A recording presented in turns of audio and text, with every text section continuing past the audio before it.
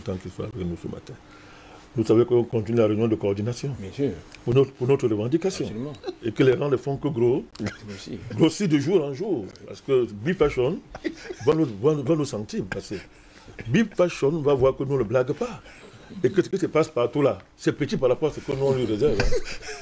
Pour dénoncer l'injustice vestimentaire, l'injustice au niveau de la mode, qu'on choisit d'habiller. Certes, c'est le centre du plateau, mais c'est une injustice parce qu'on nous a oubliés. Et nous allons nous battre pour que cette justice soit réparée. Donc, nous allons de réunion de coordination en coordination pour que la riposte soit à la hauteur de l'injustice. Donc, Bifashion a intérêt à accélérer, sinon, ce qui s'est passé en Guinée-Bissau hier peut se passer chez Bifashion. Nous ne souhaitons pas ça. Parce que ça reste... Là, c'est grave. Ça reste une simple question de tenue. Mais écoutez, nous aimons beaucoup Bifashion. Nous sommes contents parce que Bifashion a pensé à habiller notre mascotte. Mais le mot d'ordre est maintenu parce qu'il faut que la justice soit faite. Merci d'avoir pensé à moi. Très heureux de vous avoir également, Président Badakani, ce matin. Albert Anatole ici, bonjour, bienvenue à vous. Bonjour à vous, Sylvie Genongos. Vous allez à la mosquée ce matin? Non. Parce que vous Il n'y a pas de mosquée. Et il y va souvent, peut-être. Je crois. Nous n'avons pas de problème de religion. On n'a aucun problème avec ça. C'est vrai, c'est un chrétien pour aller à la mosquée. On n'a pas de problème, nous. De temps en temps, on peut y faire un tour. Ah, d'accord. Peut-être pour manger le mouton. Qui sait? Il n'y a pas de mouton à la mosquée. Il va seulement pour le mouton. Bonjour au président Badakani, bonjour docteur Douma. Je salue toute la chaîne de production de cette tribune matinale qui est désormais inculte. Je salue le Cameroun, mon pays, où il se passe des choses très intéressantes. Comme tout à l'heure, le docteur Douma parlait de la CAN, la Coupe d'Afrique des Nations, qui se joue sur le territoire camerounais. Je crois que les enjeux sont clairs, ils sont là. Il faut aller, n'est-ce pas, pour les lieux indomptables, il doit pouvoir accéder au Graal, qui est justement le trophée final.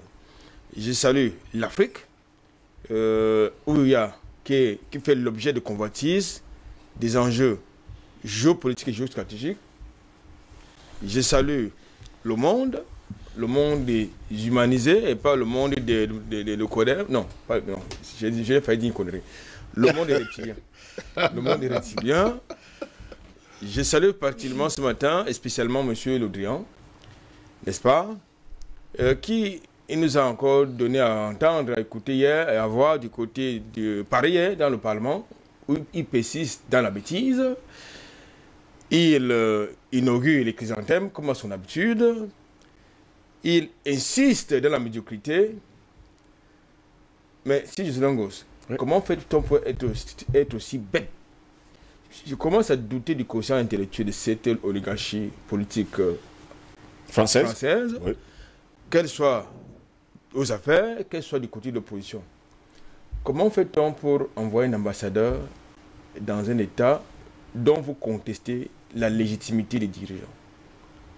Comment fait-on? Si ce n'est pas de la bêtise, c'est quoi? C'est-à-dire que vous contestez la légitimité du monsieur Le Drian, des dirigeants maliens, mais vous envoyez quand même un ambassadeur de ce côté-là qui a été expulsé, n'est-ce pas? Parce que M. Le Drian ne connaît pas les usages diplomatiques. Il a gardé, n'est-ce pas, les relents du racisme comme il est. Il a gardé les relents de l'arrogance, qui est une marque de fabrique, n'est-ce pas, française, et le mépris qui s'accompagne avec. Donc je pense qu'il est important que les Africains mettent ce genre d'individus dans la poubelle de l'histoire. C'était mon coup de gueule ce matin. Merci pour l'invitation. Merci à vous également, Albert Anatole, ici déplacé ce matin. Oui. Hier, j'ai été interpellé par beaucoup de personnes qui croient ce qu'on fait. On me dit, Président, n'ont pas jugé utile que vous répondiez à Marie Le Pen de cette façon. Il fallait faire un développement argumentaire que vous savez si bien faire. Je leur ai dit, docteur Doumel, on ne fait pas de la science et de l'argumentaire avec des personnes qui n'en sont pas dignes. Si vous voulez démontrer à Marie Le Pen que ce qu'elle dit est faux, vous n'avez rien compris, vous ne savez pas qui elle est. Puisque d'abord, elle ment dans son argument. Quand elle demande, elle ment, elle a une posture politicienne de très bas niveau pour son fonds de commerce. Quand elle dit qu'il faut faire partie des Maliens de la France, elle sait très bien que ce que les Maliens font en France, les Français ne sont pas prêts à le faire. Oui. Elle le sait. Elle sait très bien que, si on compare en termes de pertes, les Maliens qui vivent en France sont prêts pour toute la demande de partir, vont partir. Parce qu'ils sont en France, pardon, c'est-à-dire ils sont là, ce qu'ils disent, c'est-à-dire que ceux qui vivent en France, ils seraient mieux dans leur pays. Ils sont là parce que la situation a voulu qu'ils sont là. Mais les entreprises françaises au Mali peuvent supporter 2 jours seulement de pertes au Mali. Je dis 2 jours. Quand ils vont rentrer en France, s'ils rentrent en France, tous les Français qui sont au Mali, que ce soit les personnes physiques ou morales, si elles rentrent en France, c'est le dénuement total. Qu'est-ce qu'elles vont faire? Alors que si les Maliens reviennent au Mali, là, le tissu communautaire du Mali va les accueillir. Comment ça le faire? Et ils vont se retrouver. Donc, je dis, ce n'est pas à ce niveau qu'on peut restituer Marine Le Pen. Il faut la traiter comme on l'a fait hier. C'est à dessein qu'on a fait ça, mon cher gosse.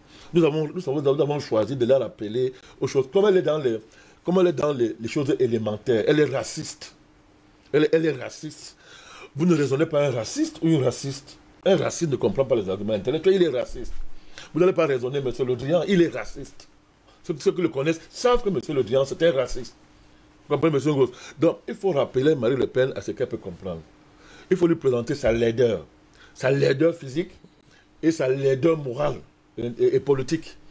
Reflet de sa laideur physique. Il faut lui rappeler à Marie Le Pen, je persiste ce matin, que en matière de femmes, quand nous regardons les femmes en Afrique, une Marie Le Pen, nous avons l'impression que c'est un accident de la nature. Parce que je suis sûr que la nature, c'est-à-dire le bon Dieu, ne peut pas créer une personne qui ressemble à ce genre de personne. Je vous le dis. Et je sais de quoi je parle. Sur le plan métaphysique, je peux expliquer ce que je dis. Hein. Je peux l'expliquer sérieusement sur le plan métaphysique. C'est-à-dire que vous ne comprenez pas qu'une personne comme ça, qui doit se mirer le matin, avant de parler aux Maliens, avant de parler à l'Afrique, si elle se mirait, elle réfléchirait 1 milliard de fois avant de parler aux Africains. Parce que quand elle regarde les femmes africaines, elle se regarde. Elle doit se taire. Elle est moche. 1. 2. Je répète, je dis que un vrai Africain, sauf s'il a mission commandée, si Marie Le Pen se déshabille, il n'a aucune émotion. Je dis, il n'a aucune émotion. Parce qu'elle ne ressemble à rien, mon chien gosse. Vous devez regarder dans votre, la poutre qui est dans vos yeux, avant de voir la paille qui est dans l'œil du voisin, docteur Douma. C'est la moindre des choses. Mais une personne qui ne sait pas que j'ai la poutre dans mon œil, je dois d'abord l'enlever avant de voir la paille qui est dans l'œil de 3 ans. Mon chien gosse, vous ne lui opposez pas les arguments intellectuels, elle ne comprendra pas. Il faut lui rappeler ce qu'elle peut comprendre. Et elle a bien compris le message, puisque j'ai des échos depuis la France, ce que nous avons dit ici hier. Personne m'a appelé depuis la France. Et ce matin, je leur ai dit que je vais vous répondre. Je ne débat pas intellectuellement à Marie Le Pen. Je la rappelle ce qu'elle est. Trivialement, on descend dans la trivialité. Mon chien gosse, et il y a des moments où il faut être trivial. Vous comprenez, hein? Il y a des moments où il faut être trivial. Quand on rappelle à Dupont-Aignan, comme Edmond Clateux, nous l'avons fait hier, c'est la trivialité. Parce qu'il est trivial. Et il le fait exprès, mon chien gosse. Donc, j'ai choisi exprès de ne pas faire le débat politique intellectuel à Marie Le Pen parce qu'elle n'en a pas le niveau. Si elle avait le niveau, elle n'aurait pas ce couloir politique en France au regard de l'histoire de la France et de la dette que la France doit à l'égard de l'Afrique et du fait que la France vit grâce à l'Afrique. Donc, comme elle nie ça et en a fait son fonds de commerce politique, il faut la traiter là où elle mérite. Que nous, aucun homme africain, n'est-ce pas, ne peut avoir un regard pour celle-là. Même si vous avez fait 100 ans sans voir une femme, vous rencontrez celle-là, ça ne vous impressionne pas. Merci à vous. Président Balekani d'être là ce matin. Il y a également quelqu'un qui est entré en cascade. Tout le monde l'a vu. C'est un Mondovision. Oh, merci là, bonjour, bienvenue à vous. Monsieur Ngos, le jour n'est pas bon. Le jour n'est pas bon. Quand vous commencez comme ça. Il est succulent. Il est succulent. Il est sucré comme la canne sucrée qu'a fait le Cameroun. Je saisis une fois de plus l'occasion pour saluer la gifle spectaculaire historique que le Cameroun a administrée à quelques mains noires tapées dans l'ombre, à quelques prédicateurs de chaos, de la CAF, de la FIFA, de la communauté internationale autoproclamée, qui, à défaut d'empêcher la tenue de cette belle fête au pays de Roger Mila, On prédit le chaos. On a annoncé des morts par-ci par-là, qu'il y a insécurité. On a annoncé l'incapacité du Cameroun à pouvoir tenir, sur le plan organisationnel, une compétition de 24 pays. On a annoncé des stades vides. Mais en réponse aux élucubrations de ces prédicateurs du mal, c'est la fête totale. Les stades sont pleins à craquer. Dieu merci, le corona, ça tue là-bas et chez nous, nous les tuons. Je pourrais continuer en disant simplement que, oui, le Cameroun a déjà gagné. L'Afrique a gagné. Oui, Salah, oui, Mahrez, oui, Vincent Aboubakar, oui, Sadio Mané, ont montré que leur talent n'est pas la propriété de l'Occident. Bravo. On ne peut pas empêcher à ces icônes de l'Afrique de procurer un peu de joie aux cousins, aux neveux, qui ne demandent qu'applaudir des enfants nés sur le terroir, qui ont été bénis par Dieu, qui ont le talent, et quelques individus vont rester et s'enfermer dans des lois iniques pour dire quand est-ce qu'ils doivent rentrer dans le pays pour se mettre au service de la patrie. C'est cette victoire que je salue. C'est ce qui prouve que l'Afrique bouge, les lignes bougent, l'Afrique avance, et les choses, rassurez-vous, ne se passeront plus comme avant. Bravo donc à ce peuple camerounais, bravo à ces peuples d'Afrique, bravo à tout cela qui montre que le paradis n'est pas de l'autre côté forcément. Merci à vous également, merci d'être là ce matin. Messieurs, le sujet qui nous permet de nous retrouver ce mercredi matin, tentative de coup d'État au Niger et en Guinée-Bissau, le Mali parle-t-il au pays de l'Afrique de l'Ouest? C'est notre grande interrogation de ce mercredi matin. Mesdames, messieurs, bienvenue à toutes et à tous. Voici le débat.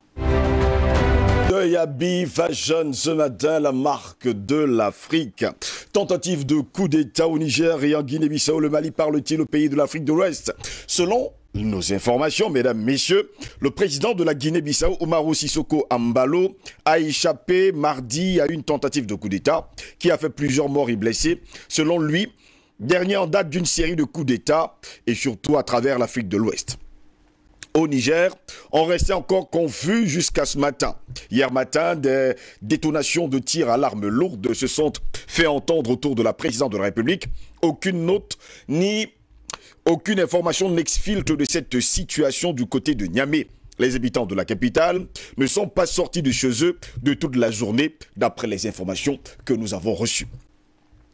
Côté Bissau-Guinée, Umaro Sissoko Embalo, ancien général arrivé au pouvoir en 2020 à la tête de ce pays, à l'histoire politique jalonnée de tels événements, s'est présenté mardi soir devant la presse indemne et serein après être apparemment resté coincé avec les membres du gouvernement dans le palais du gouvernement, théâtre pendant plusieurs heures d'échanges de tirs nourris. Cette tentative de coup d'État. On se demande donc pourquoi lui qui est chef d'État. Celle-ci doit venir de ceux qui sont contre les décisions que j'ai prises, notamment dans la lutte contre le narcotrafic et la corruption, a-t-il dit, parlant d'actes très bien autour du complexe. Les rues sont encore désertes, il y a encore un peu de coups de feu, mais beaucoup moins. Et ça semble que la situation est rentrée plus ou moins dans la tranquillité de ce côté-là. En même temps, on ne sait pas s'il s'agit vraiment d'un coup d'État ou c'est plutôt une révolte de la garde nationale du président. On n'a pas encore des éléments pour comprendre ce qui se passe autour de nous. Alors, nous, on nous dit ici que des soldats auraient été déployés à l'heure où nous parlons tout autour du palais présidentiel. Est-ce que vous pouvez nous confirmer cette information ? En fait, il y a vraiment peu d'informations ici. On n'a pas assez des éléments là pour avoir plus d'infos. Et on est dans une condition de manque de sécurité.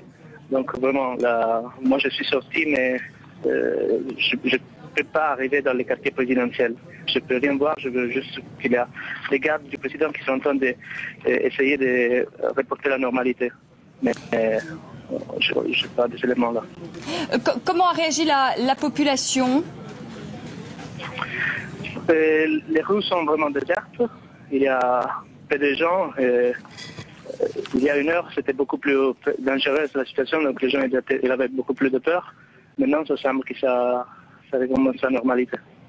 Merci beaucoup Alexandro Siclari d'avoir été avec nous en direct de Niamey. Et puis j'ajoute que Paris demande aux Français de Niamey de rester chez de contraire du côté du Niger, aucune information n'exfiltre. Mais regardons également les événements du côté de la Guinée-Bissau, des tirs et surtout à l'arme lourde.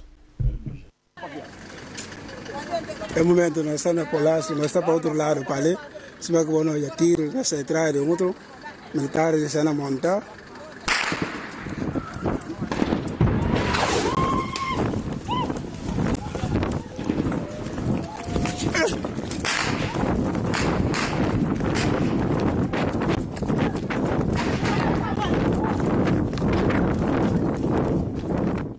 Des images qui nous viennent justement de certains de nos amis du côté de la Guinée-Bissau. On reste toujours en Guinée-Bissau. On avait encore quelques images à vous montrer de ce côté-là. En tout cas, des tirs toujours autour de la présidence de la République.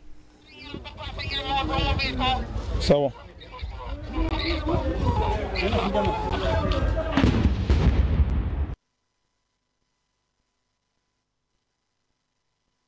Réalisation et surtout de nos amis de ce côté-là qui nous ont promis ce matin que nous allons revoir justement les images et sans oublier les événements qui se déroulent de ce côté-là. Président Badakani, je vais me tourner vers vous ce matin. Depuis quelques semaines, on a l'impression que c'est un tremblement de terre du côté de l'Afrique de l'Ouest. Après le Mali, le Burkina Faso, la Guinée-Bissau, on est dans le cadre du Niger, on est également dans le cadre de la Guinée-Bissau. On ne va pas également oublier le Soudan il y a quelques mois encore. Est-ce pour dire aujourd'hui que les choses bougent, les choses changent et que l'Afrique de l'Ouest, on va le dire comme ça, c'est un tremblement de terre? Deux choses, mon cher, deux ou trois choses fondamentales. J'aime toujours le rappeler. Il ne faut jamais analyser les événements du point de vue des narratifs officiels. Oui. Du point de vue des narratifs néocoloniaux, impérialistes, qui ont des clichés connus. Par exemple, si vous prenez le cas de Guinée-Bissau, c'est un coup d'État, c'est une querelle entre les négreries, oui. Mauvaise gouvernance, tout ça, et que les pays occidentaux, dans tous les cas, ça de loin, ça ne les concerne pas. Tout ce qu'on va dire, la France dit à ses ressortissants, restez chez vous, tout ça est comme ça. Tout ça est grossier et minable. La réalité de toute cette dynamique est claire. Il y a un vieux fond. On va aller très loin. Quand les gens ont commencé, eux-mêmes, quand je parle des gens, je parle des impérialistes, les mondialistes, ont décidé de recoloniser le continent africain. J'ai déjà indiqué ça ici. Et d'ailleurs, dans un grand plan qu'ils ont appelé le Grand Moyen-Orient, qui était une volonté des puissances financières qui avaient leur pion à la tête des États-Unis après la chute du mur de Berlin. Elles ont décidé de reconfigurer la géopolitique mondiale de manière unilatérale. Restons polis, de manière unilatérale pour parler un peu comme tout le monde. Bush, fils, décide de lancer le truc qu'il appelle le Grand Moyen-Orient. Alors le Grand Moyen-Orient visait justement à modifier les équilibres dans le Moyen-Orient, qui était jusqu'à là, le cœur géopolitique du monde, de manière unilatérale. C'est ça qui a conduit à ce qu'on a la guerre d'Irak, basée sur le mensonge. Oui. Après qu'on ait déjà aux États-Unis préparé le terrain en imposant, en adoptant les lois extraterritoriales. Parce que pour dire que bon, l'intérêt des États-Unis est la loi universelle. C'est ça ce qu'on appelait la guerre préventive et tout ce qui a suivi. On a envahi l'Irak, après on a envahi la Syrie. De manière unilatérale. C'était très très violent. Derrière tout ça, en toile de fond, il y avait la colonisation du continent africain. Les gens ont décidé de détruire la Libye, transportant des djihadistes. Il faut bien comprendre ça. Et quand on dit transporter des djihadistes, ce n'est pas deux djihadistes.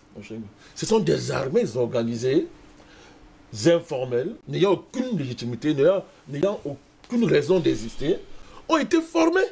Et on les a transportés pour venir à l'Afrique. Après avoir détruit la Libye, détruit la Côte d'Ivoire. Vous comprenez? Donc, quand vous transportez des armées informelles, vous les habillez, vous les équipez, vous les amenez dans des terrains conventionnels, c'est-à-dire où les États sont organisés, il y a des lois. Monsieur Ngoz, vous déstabilisez tout le continent et toute la région. Comment cela? Parce que désormais, vous mettez des bandits que vous habillez en militaire au même niveau que les armées. Quand vous faites un coup, quand on fait ce qu'on a fait en Côte d'Ivoire, on est en train de faire quoi? Et on fait croire que ça n'a pas de conséquences. Mais le monde, malgré sa diversité, est une unité. où les phénomènes se tiennent. Il y a l'interconnexion des phénomènes. Rien ne se passe ailleurs, c'est influencé. Quand on détruit l'État ivoirien, on fait la Côte d'Ivoire. On sait très bien, d'abord c'est clair, il y a un projet, un document français à l'époque l'ont montré, c'est clair français, il y a un projet, Sarkozy ne voulait pas seulement s'arrêter en Côte d'Ivoire. Il visait le Cameroun, et c'était pour reconstituer l'ancien appui français sur le continent français. Voilà. C'était le projet, pas seulement pour l'État français, parce que les mondialistes, j'ai dit tout, tant pis pour les Français. J'espère qu'ils savent dans quoi ils se trouvent. Il y a longtemps que le pays a été vendu, c'est un label. Donc on se sert de l'histoire de la France pour que, ce qu'on voit aujourd'hui, oui, entre guillemets, l'européanisation, n'est-ce pas, de la colonisation, ce qu'on appelle la globalisation du projet colonial, n'est-ce pas. Donc les forces-là, n'est-ce pas, colonisent le continent africain pour maximiser les profits des marchés financiers, des capitalistes, dans leur bataille géoéconomique, géofinancière et géopolitique. Donc quand on fait le coup d'État en Côte d'Ivoire, mon cher Louis, avec la manière dont ça a été fait, vous avez vu que c'est l'Union africaine, la CEDEAO, les institutions régionales, la communauté dite internationale, l'Union européenne, l'ONU. Vous avez vu, c'est-à-dire que c'est toute la structure mondiale qui allait détruire la Côte d'Ivoire. C'est la même structure mondiale qui opérait en Libye. En Irak, qui allait en Syrie, qui opérait en Libye. La question fondamentale est, mais cette structure globale-là, pourquoi elle fait ça? Qu'est-ce qu'il y a derrière? Et comment elle se met en mouvement, mon cher gosse? Non seulement, vous voyez comment une dynamique d'État se réunit, l'ONU se joint à ça, regardez bien, les marchés financiers sont derrière. Ces gens créent des armées informelles, qu'on appelle terroristes, mais qui sont équipés, bien formés, dirigés par des agents secrets déguisés en djihadistes. Ils recrutent des milliers d'hommes, on les entraîne.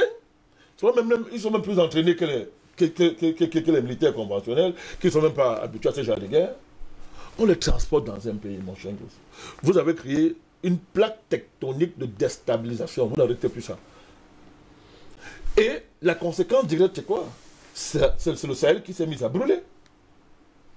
Qui brûlait à cause de la France. C'est la France qui est devant pour brûler le Sahel. Et lorsque dans une telle dynamique, un impondérable arrive, un imprévu arrive, comme l'imprévu malien, vous faites quoi? L'imprévu malien est venu complètement déstabiliser la déstabilisation. Abattre les quatre?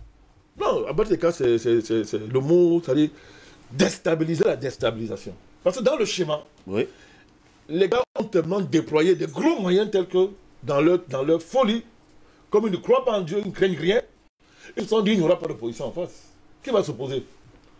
Qui va s'opposer? Monsieur Macron vous a dit qu'il n'y a pas le pouvoir. Quand on parle de l'Afrique, il dit État failli. Écoutez bien le discours, il dit que ce sont des États faillis. Il y a une surchauffe démographique. Quand ils sont policiers, c'est ce qu'il dit surchauffe, mais en fait, nous sommes trop nombreux. Les femmes accouchent 8 enfants. Il a dit dans son discours, oui, que le problème de l'Afrique, c'est que les mamans accouchent trop. Il a dit. Donc ce n'est pas l'impérialisme, ce n'est pas le vol, ce n'est pas le pillage des Occidentaux. Non, c'est les femmes accouchent trop. Et il vous a dit, quand vous dites que les États faillis, c'est que ils savent très bien que sur place, les conditions sont mûres pour qu'on engage ce qu'on veut faire. Donc il n'y aura rien en face. Mais il arrive donc il y a l'imprévu malien qui déstabilise la déstabilisation. Et comme tout ça est coordonné, ça veut dire, quand on dit Sahel, ça veut dire que le Burkina est dedans. Tous les pays, là, la Côte d'Ivoire, tous sont dedans. Quand ils disent Sahel, ça veut dire, c'est une nation régionale coordonnée, mon cher Ngo. Bien coordonnée.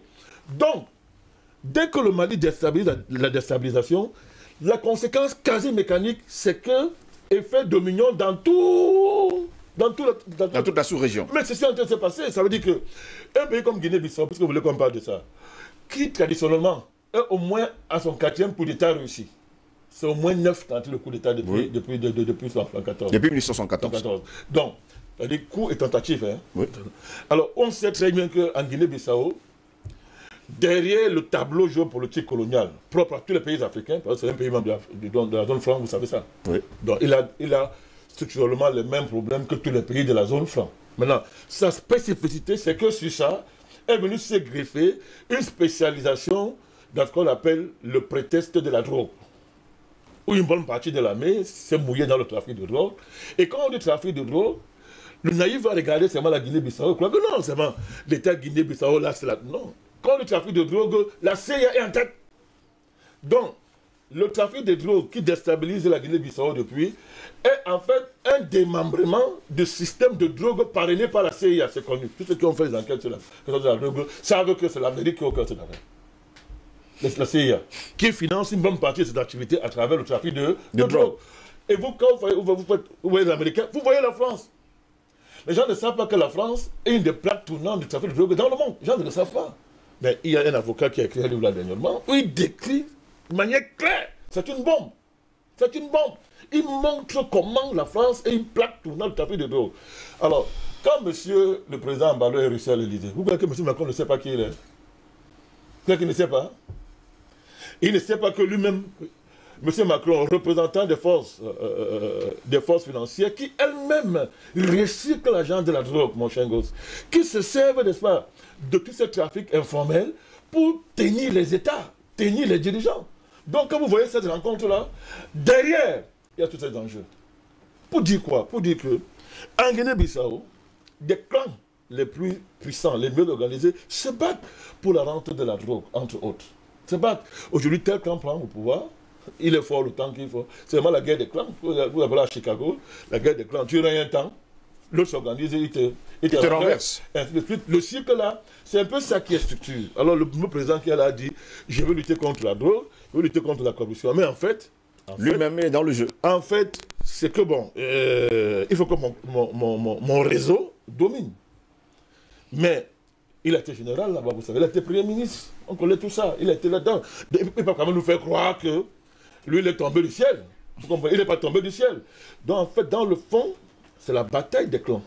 Donc, quand la dynamique malienne commence, mais les clans qui se battent pour la drogue, je dis, ce n'est qu'un aspect de contradiction de ce pays. Il ne faut pas dire que, je n'ai pas dit que Guinée-Bissau, c'est la drogue. Non, mais c'est un aspect le plus important actuellement des batailles des clans qui sont au pouvoir. Ce pays est extrêmement riche en matière de parcs, en matière de faune, extrêmement riche. Mais c'est ça qui est au cœur. Depuis la guerre civile, on a tué le fameux général, là, j'ai oublié son nom, il y avait un fameux général qui s'est mis à la terreur là-bas, on l'a tué. 2500 morts, c'était la question de drogue. Lui, il vient dire qu'il va ça. Il va se débarrasser de ça. Ceux qui sont marginalisés dans le trafic vont profiter donc de l'effet domino malien pour mettre le problème sur la table et se battre. Alors, si ce qu'on dit là est vrai, qu'il a été arrêté pendant longtemps par les militaires, il y a une négociation, ça veut dire que rien n'a changé, qu'ils se sont seulement entendus, que maintenant ne tue pas mes intérêts ici. Il y a un équilibre, donc c'est provisoire. C'est pas fini en Guinée-Bissau. Comme c'est pas fini au Niger. Donc je disais qu'il y a une plaque tectonique, n'est-ce pas, de la déstabilisation, qui s'est aggravée avec le revers malien, qui n'était pas prévu, le revers malien, avec toute la dynamique panafricaniste qui est maintenant reconnue. Maintenant, les médias occidentaux sont obligés. Enfin, maintenant, on reconnaît. Ils disent qu'au Mali, le Mali s'appuie sur le pilier du panafricanisme. Ah, maintenant, ce n'est plus le sentiment anti-français. C'est maintenant le pilier du panafricanisme. On reconnaît. Tout le travail qu'il a fait, mon cher Gosse, crée des conditions pour que... On n'en a pas fini. Les conditions sont telles que aucun État, je dis aucun État dans la sous-région, y compris dans toute l'Afrique, qui ne prend pas la trajectoire du Mali, c'est-à-dire pour rompre avec la structure de notre misère. Cette structure-là, c'est... Comment on dit ça? C'est le modèle français. Vous venez faire ce qu'on appelle le racket fiscal. Parce que vous ne voulez pas affronter la France. Pour vendre vos matières premières et avoir beaucoup plus de devises, beaucoup plus d'argent. Parce que vous ne voulez pas bousculer le système économico-financier mondial qui vous paye, mon cher gosse. Est-il normal qu'on décide des prix de matières premières africaines à Londres? Là où il n'y a pas les Africains qui produisent? Ça peut pas continuer comme ça. Donc tant qu'il y aura la misère, tant qu'une jeunesse africaine majoritaire là n'aura pas de perspectives, aucun État ne sera en paix. Il est temps que les États africains comprennent ça. Que c'est l'heure de la performance. Parce que les demandes sociales sont telles qu'on ne peut pas les différer. Et c'est grave pourquoi? Encore, je vais terminer par là. Que pendant qu'il y a une demande sociale qui est liée aux effets désastreux de ce que j'appelle du pillage économique, les mêmes gens, c'est-à-dire les gens avec qui les chefs d'État s'entendaient hier, décident de recoloniser et de faire des présidents les boucs émissaires. Mais du coup, le président lui met les marteaux et l'enclume. Donc il faut faire les choix que les Maliens ont fait. Les États maliens, la classe politique malienne a compris que la solution c'est de faire ce qu'elle est en train de faire. Donc au Burkina Faso, nous apprenons, on n'est pas sûr, mais des éléments que nous avons sous la main, Jocelyn, tu les as aussi quelques éléments, je crois 3 aussi. Oui. Il y a des indicateurs qui disent que le nouveau homme fort veut négocier avec les Français. Quand on parle avec la France, c'est pas ça. Je ne suis pas là pour gérer le pays à sa place. Oui. Négocier avec les Français pour que Barkhane, qui va être chassé du Mali en février, se réfugie au Burkina Faso. Donc, les mêmes causes produiront les mêmes effets. Alors, nous, on dit ouvertement au nouveau président de Burkina Faso, et là, je le dis de façon solennelle, s'il prend ce chemin-là, sa fin sera terrible. Ce sera pire que Kaboré. Et ce sera pire. Nous sommes très heureux de voir que Kaboré n'a pas perdu sa vie. On a gardé sa dignité. C'est bon pour l'Afrique, c'est déjà l'image. C'est bien, on est content. Mais le président là, les militaires qui ont pour le pouvoir Burkina Faso, qu'ils le comprennent clair et net. Parce que nous connaissons l'état mental des Burkinabés à l'heure actuelle. S'ils vont négocier avec la France pour reproduire les schémas passés, je le dis haut et fort, le président de Burkina Faso là, il va finir très mal. Qu'on le lui dise, hein, nous parlons de nos visions, qu'on le lui dise. Sa fin sera terrible et ça ne va même pas durer. Parce que c'est jouer avec le feu. Pareil au Niger. Dans tout. Le terrorisme de la Côte d'Ivoire. On verra. Lui, ça va être le clou d'honneur. Ça va être le clou d'honneur, la Côte d'Ivoire. Crois aujourd'hui qu'on peut continuer à gérer comme ça. C'est-à-dire que les gens sans pouvoir, ils s'enrichissent avec leur famille. Ils pillent les caisses de l'État. Ils vont placer en France dans les paradis fiscaux, dans un pacte de sorcellerie. Et les peuples misèrent et meurent. Gosse. Le cycle là, c'est terminé. C'est fini. C'est ça, le signal qui est au Mali. Le cycle là est fini. Tous les présidents africains, je dis bien tous les présidents africains, je ne parle pas au niveau mondial. Vous étiez à la conférence, nous avons démontré que c'est un séisme mondial. Ce n'est pas seulement en Afrique. Oui. Ça va être un séisme mondial. Et ça a commencé. Tous les présidents africains qui ne comprennent pas ce virage de l'histoire, que désormais être président, mon cher Gosse, c'est s'occuper de son peuple. C'est défendre les priorités nationales d'abord. Ce n'est pas privilégier l'étranger au détriment de l'intérieur parce que tu veux garantir l'avenir de tes enfants. C'est s'occuper du peuple. Ceux qui ne savent pas s'occuper des populations, prendre en charge leurs besoins, je suis désolé pour vous, ils vont être chassés de pouvoir. Que ce soit par coup d'État, par n'importe quelle voie, ils seront chassés de pouvoir. Donc, ce qui se passe au Mali, ça parle au Niger, ça parle à tous ces pays-là, ça parle à l'Afrique centrale, ça parle à tous les pays africains, mon cher gosse. Ça ne va pas s'arrêter. Croyez-moi, ça ne va pas s'arrêter. On n'est qu'au début du processus. Ça n'a même pas commencé encore. On n'est qu'au début du processus. Et ce ne sont pas les gesticulations de la France et de l'Union européenne qui pourront arrêter ça. Ils sont tellement petits. Petits, la France et l'Union européenne, moi, ils me font rire. Ils ne peuvent pas arrêter ce processus. C'est au-delà d'eux. Ça vient de loin, c'est au-delà d'eux. On va remettre l'ordre dans le monde. Ça a commencé. C'est le monde qui va être redressé de manière sérieuse pour que certaines pratiques qu'on avait instaurées comme étant pratiquement la loi divine cessent. Merci pour ce premier jet, président Badakani. Docteur Jean-René Douma, vous également, vous êtes d'accord que cette dynamique qui a démarré du côté du Mali va prendre comme un effet domino tous les autres pays africains, précisément en commençant par les pays de l'Afrique de l'Ouest. Ce fut le cas par exemple avec le Niger, le Burkina Faso, la Guinée-Bissau, et sans oublier bien sûr, hein, on a vu avec le Soudan. Vous également, vous pensez comme ça? Si ça doit évoluer comme les choses évoluent au niveau du Mali, oui, je vais dire que c'est un espoir. Je souhaite vivement que ça évolue comme les choses ont démarré et évoluent présentement au Mali. Parce que, vous voyez, quand on prend un pays comme le Burkina Faso, oui, depuis les indépendances, ça fait quand même 8 on va dire, coups d'État. C'est comme ça qu'on doit appeler ça. Et cette année seulement, on a 3 coups d'État dans un pays. Est-ce qu'on va aller de coup d'État en coup d'État pour la forme, ou bien on veut véritablement faire une refondation du pays, comme c'est le cas au Mali?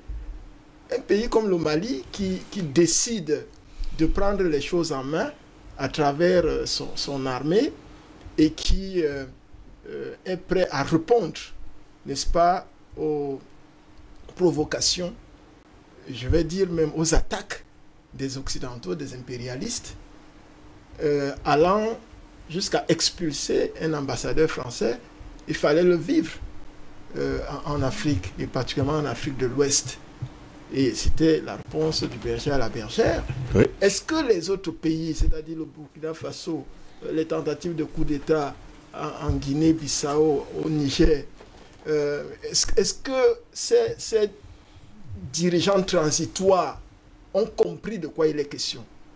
Est-ce qu'ils comprennent que les Africains veulent désormais prendre leur destin en main, diriger leur pays selon les aspirations de leurs différents peuples? S'ils ont compris cela, oui, je suis de l'avis que la dynamique qui s'est déclenchée au niveau du Mali va contaminer positivement ces différents pays. J'ai une crainte, c'est effectivement aussi en rapport avec un certain nombre d'éléments géostratégiques, géopolitiques que le président Banakani a si bien souligné. C'est de pouvoir chercher à aspirer au pouvoir pour ses propres intérêts, pour son égoïsme personnel, et puis passer un temps, le temps qu'on soit renversé, et que rebelote, on revient toujours, n'est-ce pas, à la case départ. La case départ, c'est quoi? Quand vous prenez, M. Stingos, les 20 pays les plus pauvres du monde, selon le classement des impérialistes, parce que nous savons que les pays africains sont extrêmement riches, mais les Africains sont pauvres. Donc, selon le classement des Occidentaux, qui est basé généralement sur le PIB, c'est-à-dire le produit intérieur brut, dont on calcule, n'est-ce pas, les richesses qui auraient été créées à l'intérieur du pays, et on divise donc le PIB par le nombre d'habitants de chaque pays, et on fait un classement pour dire que voilà le premier pays, voilà le second, ainsi de suite. Donc je m'appuie sur ça quand même, pour dire que quand vous prenez les 20 pays les plus pauvres en Afrique, là-dedans vous avez ces pays-là. Vous avez tous ces 5 pays-là, y compris le Mali. Donc, ça veut dire quoi? Et tous ces pays-là utilisent quelle monnaie? Le franc CFA. Le franc CFA. Donc, vous voyez bien que, au-delà du fait qu'il y ait des coups d'État, qu'il y ait des dirigeants transitoires, etc., il y a un réel problème au niveau des populations. Les populations souffrent. Les populations sont dans la misère. Les populations croupissent parce qu'elles n'arrivent pas à s'alimenter normalement. Alors que nous avons les terres, nous avons des terres culturelles, nous avons des terres arabes, nous avons des sous-sols immensément riches, mais les populations n'arrivent pas à s'alimenter correctement. Même à avoir de l'eau potable, ce n'est pas possible. Les populations n'arrivent pas à s'éduquer convenablement, selon nos réalités, selon nos cultures, selon notre histoire. On n'arrive pas à nous former de manière à ce que nous puissions prendre des responsabilités qui sont liées à ces différents pays. Les populations n'arrivent pas à se soigner convenablement, alors que nous avons la meilleure médecine du monde en termes de vivier, en termes de réservoirs de plantes médicinales, d'écorces de bois, etc. On n'arrive pas à se soigner convenablement parce que nous sommes exposés, n'est-ce pas, à l'exportation incontrôlée, à l'importation plutôt incontrôlée des produits chimiques qui sont déguisés en poison d'ailleurs pour pouvoir empoisonner les Africains, alors que nous avons tout pour nous soigner et vivre sereinement jusqu'au moment où on va quitter ce monde. Donc, les populations ont des problèmes bien précis, des problèmes concrets.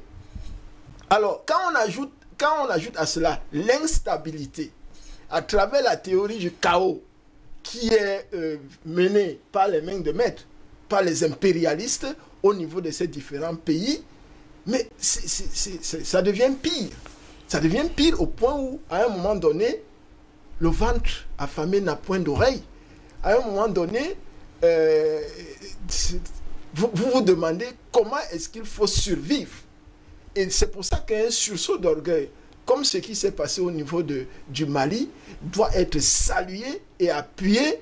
Ça doit être une dynamique qui doit aboutir à des résultats bien concrets. Au Mali, nous avons un chef d'État de la refondation, avec un gouvernement de la refondation.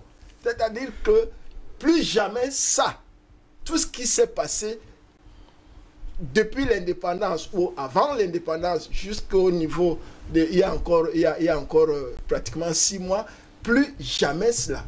Oui. Vous avez vu M. Steve Goss, ce matin je suivais un peu avec la revue de presse, vous avez vu la solidarité manifestée par les pays européens à la France. À la France, parce que leur ambassadeur a été expulsé du Mali.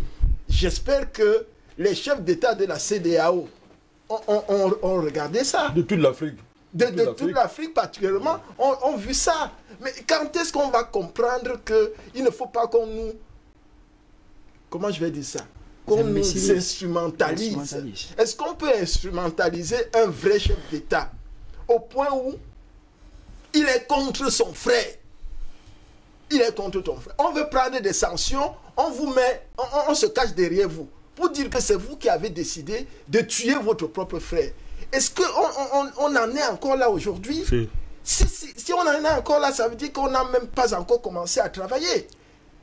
C'est de ça qu'il est question. Donc moi, je ne peux pas comparer ni le Burkina Faso, ni la Guinée, la Guinée-Bissau, ni le Niger, comparé à ce qui se passe au Mali.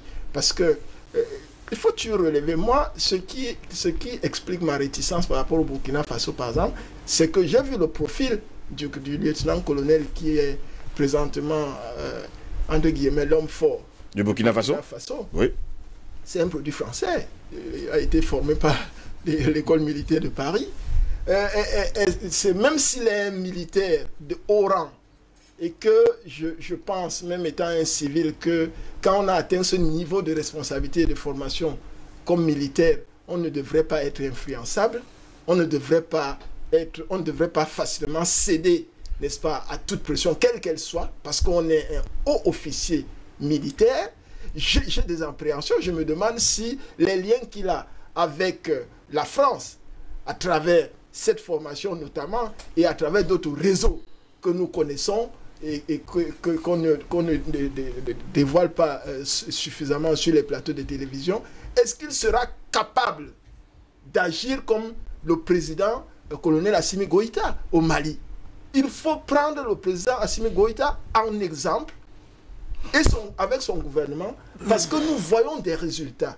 C'est des gens qui veulent véritablement qu'il y ait une refondation, qu'il y ait une base, n'est-ce pas, sur laquelle d'autres gouvernements qui viendront après des élections, cette fois-là démocratiques, n'est-ce pas, on voit que le Mali avance, que le Mali sorte de ce classement de 19e pays le plus pauvre au monde.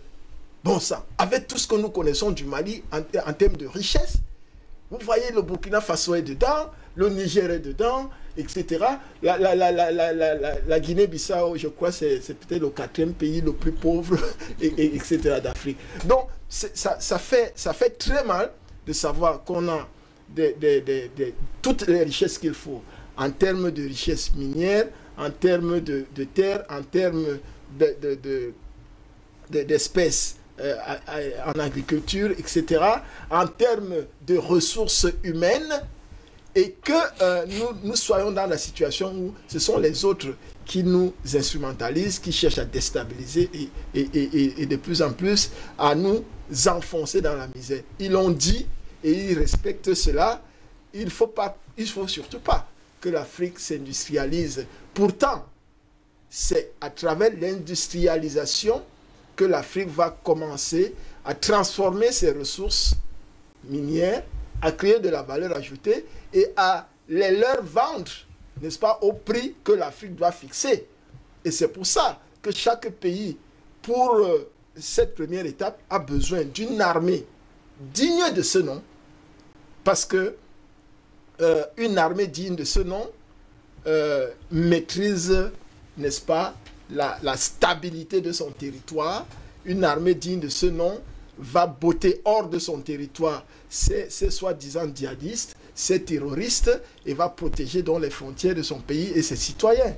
Quand il y a donc la paix, la stabilité, on peut, avec une monnaie nationale qui obéit évidemment aux évolutions de l'humanité, hein, parce qu'on ne peut pas vivre dans l'humanité et faire comme si on ne faisait pas partie de l'humanité, avec ces évolutions-là, de pouvoir mettre en place des mécanismes qui permettent que quand vous décidez de construire une autoroute, n'est-ce pas, que vous n'attendiez pas que la Banque mondiale vous donne de l'argent pour construire l'autoroute dans votre pays, que vous soyez capable vous-même d'avoir un budget conséquent qui permette que cette autoroute-là soit construite dans des délais impartis, avec l'expertise nationale. Bien évidemment, on reste ouvert à l'apport des externes, mais dans le cadre de ce que nous décidons, pas dans le cadre de ce qu'eux, ils décident pour nous. Donc, pour sortir, pour le moment, je n'arrive pas encore à comparer l'un de ces pays-là à ce qui se passe au Mali. Le Mali est un exemple, et c'est un cas d'école que d'autres dirigeants transitoires devraient copier très rapidement pour qu'on ne tourne pas en rond. L'Europe, nous avons des capacités à créer notre modèle de démocratie. Encore que ils ont eu l'habitude de dire, en paraphrase, il n'y a pas de philosophie qu'on puisse apprendre. Et j'ai l'habitude de leur rétorquer, il n'y a pas de démocratie qu'on puisse apprendre. Car où est-elle? Qui la détient? Nous sommes là dans un double cliché. D'un côté, les officines de l'Occident nous présentent un cliché noir. Oui. Le cliché de l'Afrique, le cliché de la dictature, le cliché de la tyrannie. Tout ça pour coloniser le continent africain. Exactement. Des gens ont mis 40 ans au pouvoir. Ils ont fait ceci, ils ont fait cela. Mais je voudrais dire, quand ils nous présentent ce cliché rose, l'Europe c'est la démocratie, la défense des droits de l'homme, ah oui, je pense que les hommes, quand ils vont... Avec le coronavirus, on a vu ce qu'on appelle les droits de l'homme finalement et la démocratie. Oui, justement. Quand les hommes vont avec les hommes, c'est ça la démocratie. La démocratie. Mais je voudrais simplement rappeler que quand nous prenons le cas de la Grande-Bretagne, avec la cohésion énormissime de la famille royale dans les sphères de prise de décision de la Grande-Bretagne, c'est ça qu'on appelle démocratie. Quand je prends le royaume d'Espagne, avec la famille Bourbon, qui a une ascendance fondamentale sur la vie politique de l'Espagne, c'est ça qu'on appelle démocratie. Eh bien, quand il s'agit de l'Afrique, on vient nous vendre tout un rêve. Alors, mon cher Ngos, il me semble que vous êtes un habitué, une victime habituelle de la censure. Je vais prendre le risque de vous censurer ce matin en disant « Je refuse qu'en Afrique, lorsque cette nouvelle dynamique qui a pris cours voudrait que les pantins puissent laisser accès dans une certaine mesure, oui. Mais pour les renverser, il a fallu créer ce mécanisme de renversement militaire avec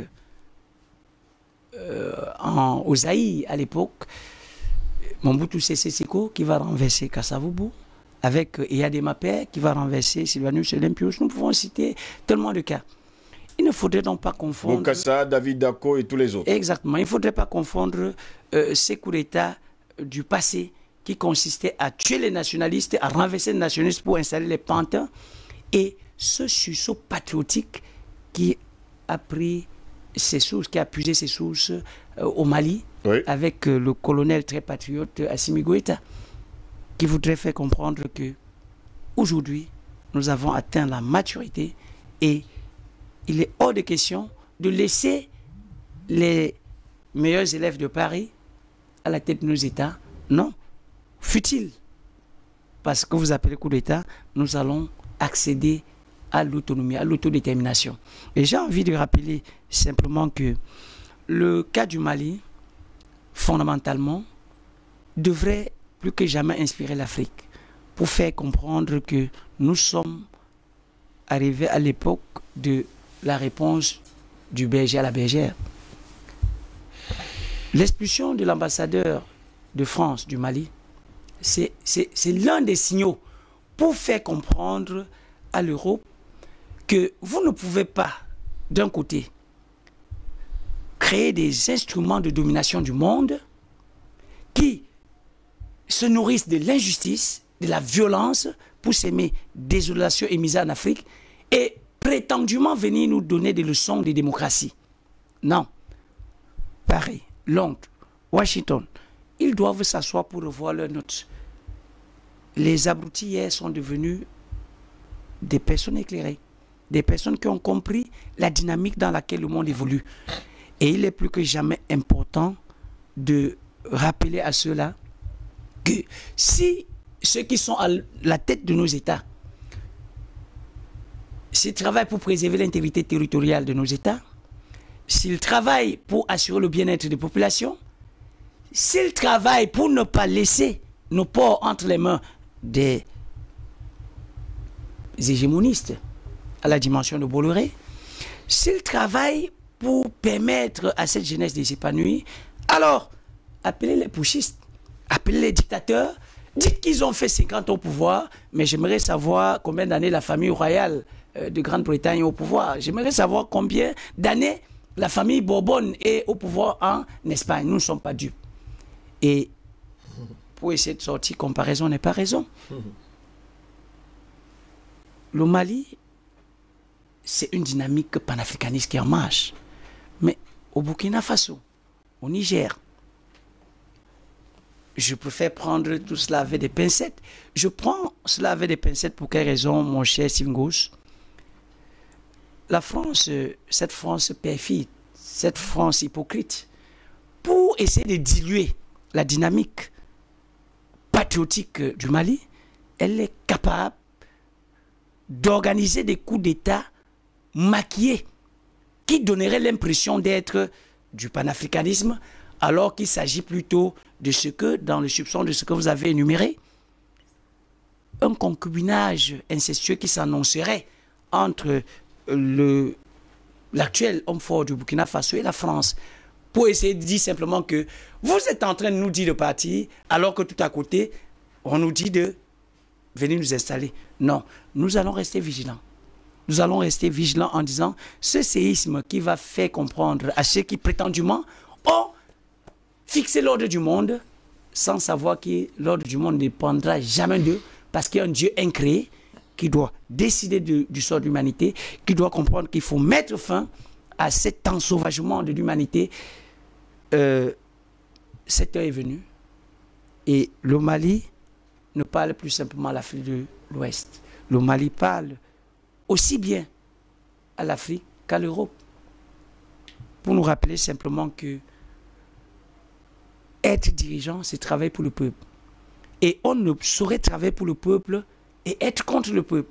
Si le peuple descend pour accompagner une dynamique militaire, mais vous appelez ça coup d'État, où se situe le problème, mon cher Ngos? Si le peuple comprend qu'il y a là ceux qui jouent au protecteur, alors qu'ils ne sont autres que des personnes qui sont là pour une exploitation abusive, je pense qu'il est temps que Assimi Goïta, il est temps que le coup d'État patriotique, je dis bien coup d'État patriotique, je pense assurément du Mali, s'enseigne dans des universités africaines pour faire comprendre que hier, on tuait nos nationalistes pour installer des pantins à la tête de nos États. Mais aujourd'hui, l'armée qui est le pilier du nationalisme, si elle prend ses responsabilités et renverse ses pantins pour installer des patriotes qu'on va appeler en Occident dictateurs. Donc pour vous, jusqu'à preuve du contraire, vous aimeriez voir l'armée prendre le pouvoir parce que l'armée est nationaliste? Mais je dis donc qu'il y a des armées nationalistes, oui, au cas du Mali. Mais je prends certaines armées avec des pincettes parce que leur formation en elle-même... Comme c'est le cas au Burkina Faso? Ben, vous avez tout compris. Il faudrait donc que nous puissions nous méfier. Je dis cette France est capable de tout.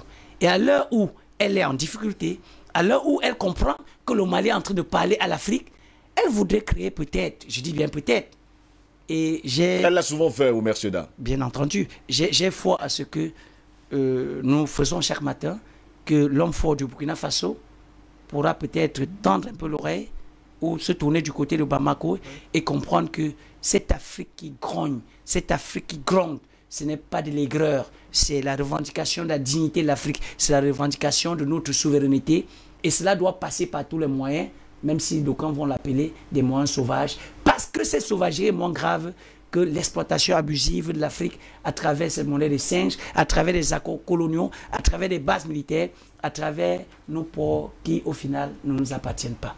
Merci à vous, Omer Seda. Albert Anatola, ici, jusqu'à preuve de comprendre le mutisme des chefs d'État depuis que les événements se déroulent du côté de l'Afrique de l'Ouest. Pourtant, on nous parle justement d'un sommet extraordinaire de l'Union africaine qui aura lieu ce week-end.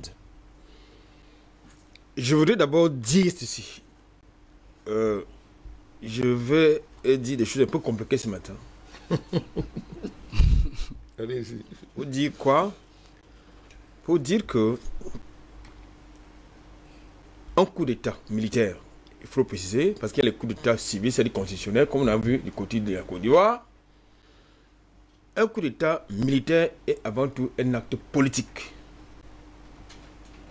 qui peut avoir plusieurs résonances. Ça peut avoir une résonance de contestation. C'était le cas, c'est le cas du Mali. Oui.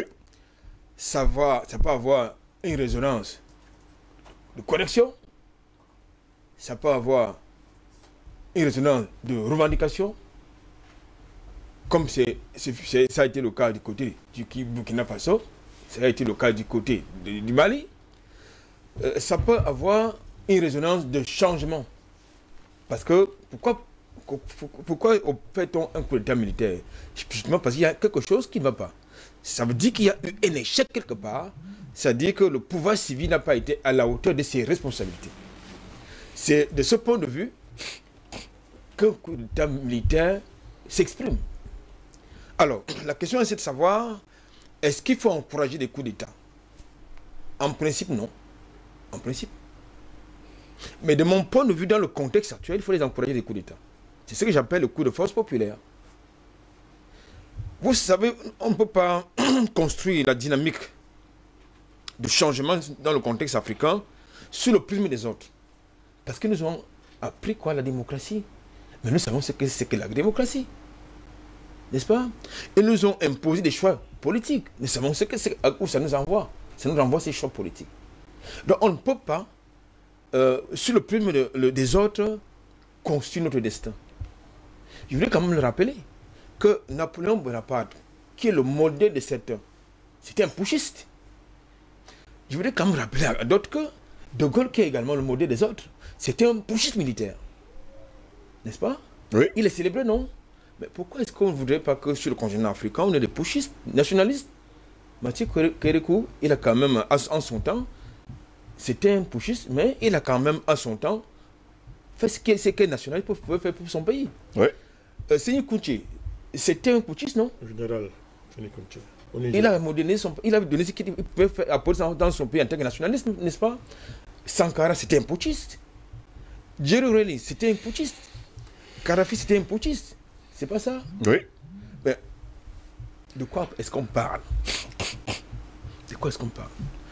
Maintenant, lorsque je l'ai dit, il est maintenant important d'aller regarder le pédigré, je veux dire la trajectoire des putschistes. Nous parlons de ce qui s'est passé hier du côté de la Guinée-Bissau. C'est un France-africain. C'est lui qui a aux affaires. Ce n'est pas un panafricaniste. Ce n'est pas un nationaliste. Non, c'est trop gros pour lui, ça. C'est un France-africain. C'est lui qui est du côté du Niger. C'est un France-africain. Maintenant, c'est lui qui a fait le push du côté de Burkina Faso. Il est dans le couloir France-africain. N'en déplaise à ceux qui veulent nous faire croire le contraire. Lorsque nous regardons la trajectoire et les actes qu'il pose depuis, nous confortent justement de ce qu'il est. Il a fait ce que j'ai envie d'appeler un coup d'état de substitution. C'est-à-dire qu'il récupère une révolte populaire et ça aboutit à ça. C'est-à-dire que Paris est très bien placé pour parler des réalités du Mali que le locoderme de l'Odien ne connaît pas. Il est très bien placé pour connaître les problèmes des Maliens que le raciste de l'Odien ne connaît pas. Donc, je pense qu'aujourd'hui, est-ce que le Mali parle aux États de l'Afrique de l'Ouest? Absolument. Absolument, mais sauf que, comme je le disais tout à l'heure, Paris va organiser le coup d'état de substitution. C'est-à-dire que, pour donner l'impression que justement, il y a une vague de coups d'état, de colonels putschistes qui ont envie de prendre les affaires, et ça va lui servir de prétexte pour s'y maintenir. Je pense qu'aujourd'hui, ce qui a commencé au Mali, doit traverser les frontières du Mali, n'est-ce pas, pour bouter hors du territoire africain, d'abord des bases militaires, parce qu'on n'en a pas besoin, parce que l'Afrique a besoin des armées opérationnelles, je veux dire, qui ont des potentialités, des véritables potentialités en matière de défense. L'Afrique a besoin d'avoir une économie forte, de donner des emplois à ses dignes fils et à ses dignes filles. L'Afrique n'a pas besoin d'être le pourvoyeur de matières premières aux autres. L'Afrique n'a pas besoin d'être ce continent qui est assujetti justement à la consommation de produits manufacturés qui proviennent d'ailleurs. Parce que l'Afrique a des potentialités d'être un espace économique, d'avoir un imaginaire politique, n'est-ce pas? Donc je pense que pour revenir à la thématique, est-ce que le Mali parle, est-ce que le Mali doit pouvoir parler aux autres pays? Le Mali parle au continent africain. En ce sens que l'Afrique a besoin des patriotes. L'Afrique a besoin des nationalistes. L'Afrique n'a pas besoin des gens qui travaillent pour enlever ces gens-là qui travaillent pour les autres. Ce que je dis peut paraître grave, mais dans le contexte actuel, je pense que c'est une alternative. C'est-à-dire qu'il faut multiplier les coups d'État, ce que j'appelle les coups de force populaires. C'est-à-dire parce qu'en réalité, lorsque le raciste de l'Odrian parle de légitimité, mais qui confère la légitimité? Ce n'est pas pareil qui confère la légitimité. De mon point de vue. C'est le peuple qui confère la légitimité. Il confère la légitimité, par exemple, aux autorités maliennes. La population, le peuple malien, pas la population, le peuple malien est sorti en masse, je crois que c'était le 22 janvier dernier, pour justement apporter la légitimité contestée par Paris aux autorités africaines, réinventer notre modèle politique, qui ne sera pas une alternative, mais qui doit être un véritable modèle, inclusif, qui prenne en compte nos spécificités, en compte nos réalités. Mais vous, les gens qui ont un passé démocratique, politique, plus que centenaire, ne peuvent pas vous imposer, vous qui sortez après des indépendances, qui ne sont même pas encore une réalité, ne peuvent pas vous imposer un modèle qui est absolument inapproprié.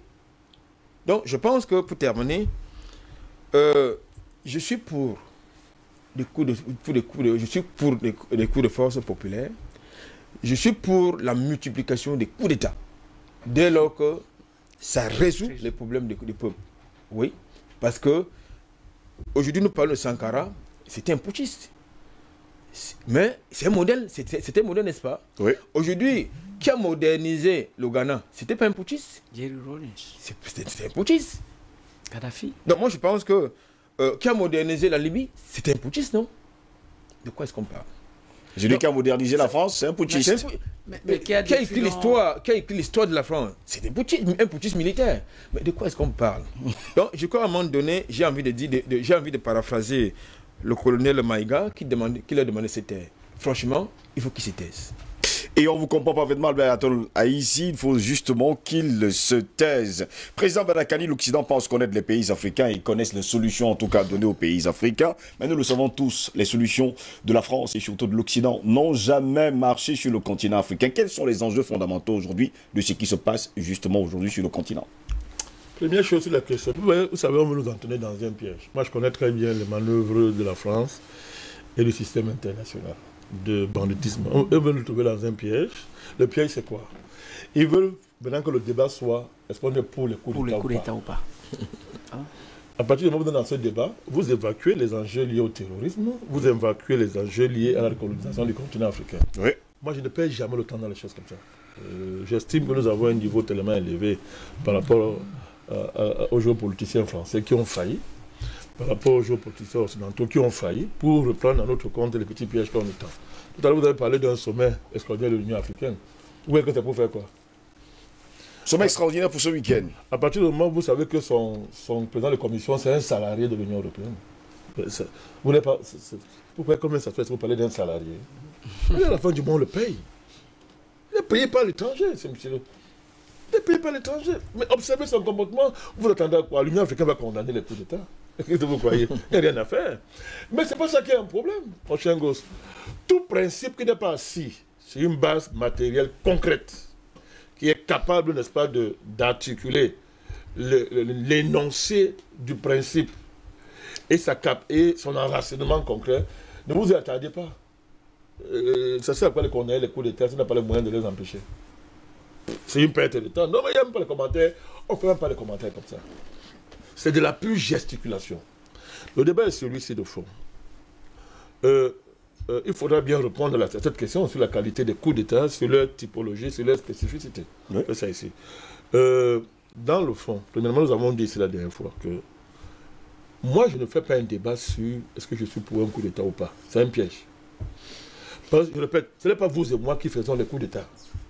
Vous rappelez ça, ce n'est pas vous et moi. Donc, que vous soyez pour ou contre, le coup d'État s'impose à vous. Le coup d'État s'impose à vous. C'est vous qui avez demandé qu'on renverse Sambalo, qu'on veut le renverser. Non. Si je dis ici que je veux renverser un président, mon cher gosse, il faut que ma parole rencontre les conditions concrètes que le pays vit pour devenir réalité. Alors, soit j'anticipe parce que j'analyse très bien, je vois, soit j'ai une vision, à la limite prophétique, n'est-ce pas? Bon, qui n'est pas rationnelle, mais qui existe. Oui. Il y a une rationalité de prophétie, ça existe, c'est un fait, mon chien gosse. Comme vous le dites, mais ce n'est pas vous qui allez en Guinée-Conakry vous asseoir, prendre le fusil, aller chercher à tuer un président, vous n'avez pas les moyens. Donc c'est un faux débat. La France, c'est leur travail, déplacer les débats. Toujours, c'était la bataille du panafricanisme depuis 10 ans. Déplacer le débat, parce que tant que les Africains croyaient que le problème de leur pays, ce sont les dictateurs, ce sont des chefs d'État en tant que tels, personne ne parlait jamais de l'arrière-fond impérialiste qui, en réalité, tirait les ficelles. Organise un arrière-plan, choisit, décide, fixe le tableau et choisit les acteurs. C'est ça qu'il s'agit, mon cher gosse. Donc, prenez le cas aujourd'hui de la Guinée-Bissau. Tout à l'heure, j'ai été très prudent. J'ai dit, je ne réduis pas la Guinée-Bissau à l'affaire des narcotrafiquants. Mais quand vous lisez tous les commentaires officiels des circuits impérialistes, qu'est-ce que ça vous dit? Que c'est un narco-État. Quand on vous le dit, on ne vous parle pas que c'est un pays qui utilise le franc CFA. Et en tant que tel, a les blocages structurels de tous les pays qui ont le franc CFA en commettant la monnaie. Et quelle est la principale caractéristique du franc CFA? Tu ne peux pas te développer avec le franc CFA, c'est impossible. Donc, viens pas dire à un président qui gère le franc CFA que tu as été capable de développer ton pays, ça n'a pas de sens. Il ne peut pas le développer. Il ne peut pas. Il va gérer les effets du franc CFA. C'est son rôle. Un président en Afrique centrale, dans les pays qui ont le franc CFA, ne peuvent pas. On ne parle pas de développement. Non, ça c'est un discours. Laissez ça aux Achille Bembe qu'on sort. Tous ces petits agents de pacotille là. Laissez ça aux Célestin Monga et qu'on sort. C'est connu, mon cher gosse. On ne parlera pas de ça en Guinée-Bissau. On ne va pas vous parler du fait que la Guinée-Bissau, comme le Cameroun et beaucoup de pays africains, ont 2 ou 3 caractéristiques fondamentales si on va analyser leurs 70 dernières années. 1. Comment ce pays a accédé à l'indépendance? Vous avez la réponse à lier au développement futur qu'il y a dans le pays. Vous pouvez parler d'un pays comme la Côte d'Ivoire sans parler du pacte que va signer avec les Français. Hein? Vous êtes sérieux? Comme un gars comme le fait devenir ministre dans le gouvernement français. Vous êtes sérieux ou quoi? Parlez de quoi? Et on sait que c'est ça qui a déterminé le sort de la Côte d'Ivoire sur les 30 années qui ont suivi l'indépendance. Et c'est clair et c'est net. Vous pouvez parler de l'histoire du Cameroun sans parler de l'UPC, la guerre d'indépendance, qui va déterminer le futur de cet État immédiatement après l'indépendance. Vous n'êtes pas sérieux. Vous pouvez parler de Guinée-Bissau sans parler d'Amilcar Cabral. Vous n'avez pas compris. Le chef de la révolution du PAI, PAIG. Oui. C'est parti pour le cas de l'indépendance de la Guinée. Vous ne pouvez pas. Toute la géopolitique qui va suivre par rapport à ces pays, c'est justement tout fait pour à la fin. Quand vous avez vos besoins vitaux non satisfaits, mais écoutez, excusez-moi, hein, vous n'êtes pas un être humain, vous avez une forme humaine, mais vous n'êtes pas un être humain, on peut vous faire avaler n'importe quoi et tout et n'importe quoi. Il appelle ça la géopolitique. C'est la géopolitique du chaos, il a bien compris. Ça a été élaboré et défini par les stratèges américains. C'est bien construit. Et quand tu as le chaos, Oh, c'est ce qu'on a fait. Quand il y a le chaos, quand on fait dans un pays, il suffit de choisir 2 ou 3 personnes, vous les mettez en haut, vous les opposez, le pays est ingouvernable. Et quand un pays est ingouvernable, vous placez qui vous voulez en 2 temps record. On parle de quoi? C'est compliqué. Tout ce que l'Afrique vit là, on connaît. C'est pas compliqué. C'est bien organisé. Et c'est facile à gérer. D'où les alternances, après les années 80, alternance, tel part Cabo revient, l'autre part comparé par Cabo revient, pour faire la même chose, ils n'apportent rien à leur pays, machin. C'est programmé. C'est connu. Donc, on connaît les conséquences. Tant que l'impérialiste ne maîtrise pas une situation dans un pays, il organise un coup d'État, comme il a dit. Quand il maîtrise, il fait ce qu'on appelle la danse démocratique. Wade remplace Diouf, et Wade est remplacé par Macky Sall, qui va être remplacé par quelqu'un d'autre dans les jours à venir. Mais pour que le Sénégal continue à être un département français. C'est aussi comme ça que ça. Donc, de manière spécifique, mon cher gosse, ne tombons pas dans le piège qu'on entend de nous tendre. Ça veut dire quoi? Il faut prendre cas par cas. Si le Mali est la référence actuelle, mais le Mali ne peut pas être... Ça veut dire quoi? Ça veut dire que vous ne pouvez pas imposer le modèle malien partout comme une camisole de force. Tout à fait. Les autres pays vont suivre, mais en adaptant en fonction de leur situation historique réelle. Ça veut dire quoi?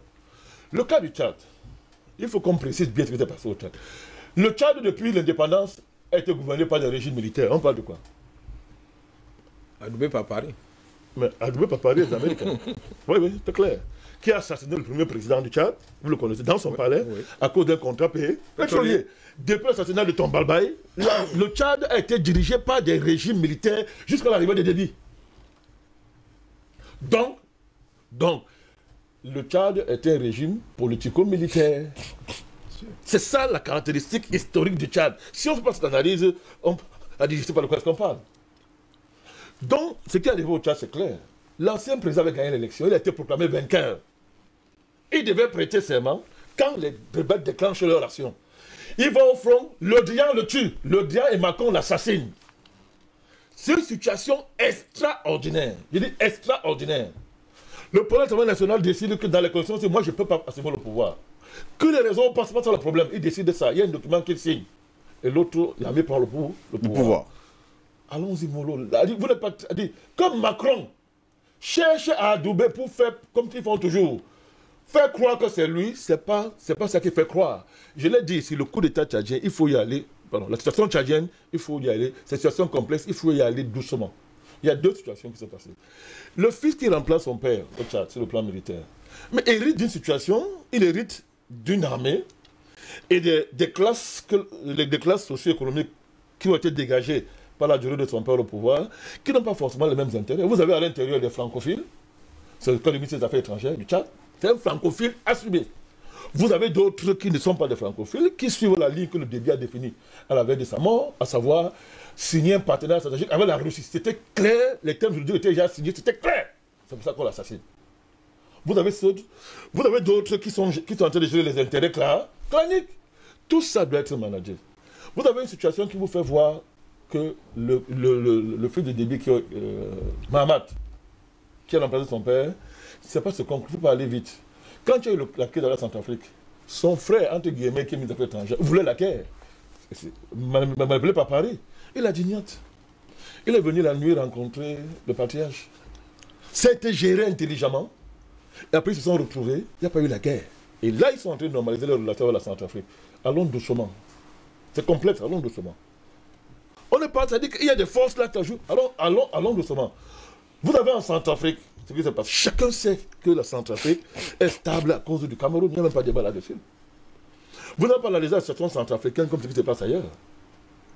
En Centrafrique, aujourd'hui, on a un président patriote, nationaliste, qui a compris l'intérêt de son pays, mais il fait la guerre à qui? À la France, à l'ONU.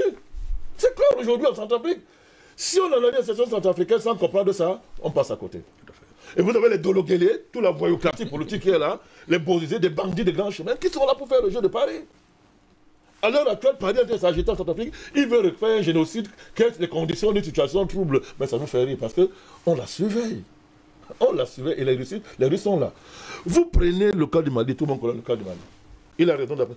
Le Mali, c'est-à-dire, on peut dire, je ne sais pas si c'est un coup d'État populaire, c'est pas un coup d'État. Allons pas, ça aussi, il y a eu une insurrection populaire qui a renversé un président corrompu.